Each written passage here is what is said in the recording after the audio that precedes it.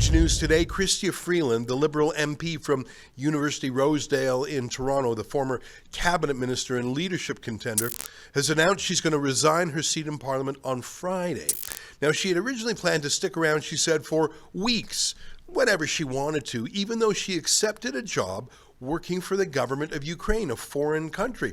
By the way, she had also accepted a job in the UK to run the Rhodes Trust, the charity scholarship program set up by Cecil Rhodes. She really was putting her constituents last every time, but that's the Liberal way. But the problem is the conflict of interest. She was working as Mark Carney's special envoy on Ukraine while working for the Ukrainian government. Here's the timeline that's just incredible. On December 22nd, she was given the job by Vladimir Zelensky of Ukraine. On December 24th, fairly quickly, she told the Prime Minister, Mark Carney.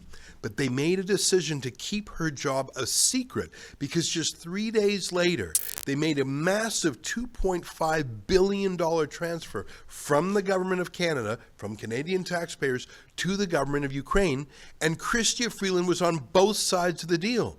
She was on the government of Ukraine's staff. She accepted the offer, but she was also on Carney's staff, the point person on Ukraine. What was her involvement in shipping the $2.5 billion? Who made the decision to keep it a secret? You know, the only reason we know about her secret hiring by Ukraine is because the president of Ukraine, Vladimir Zelensky, I think accidentally tweeted it. He didn't know it was a scandal. He didn't know it was a secret. And that's why Chrystia Freeland and Mark Carney were sort of stumbling around trying to catch up. What other secret jobs has she taken?